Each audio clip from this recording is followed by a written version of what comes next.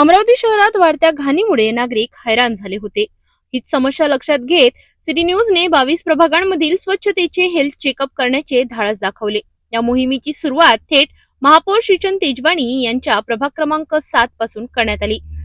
या मोहिमेदरम्यान धक्कादायक वास्तव समोर आले। उस्मानिया कंपाऊंड बाहेर गेल्या अनेक वर्षांपासून भंगार गाड्यांचा खच पडला होता।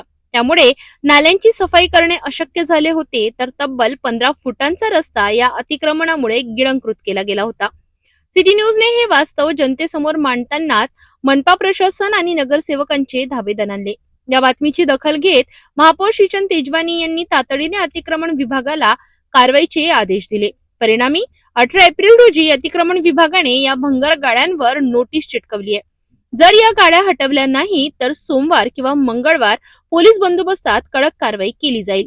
सिटी न्यूजच्या बातमीचा धसका घेत काही मालकांनी आता स्वतःहून गाड्या हटविण्यास सुरुवात केली आहे। ही आहे सिटी न्यूजच्या निर्भीड पत्रकारितेची ताकद।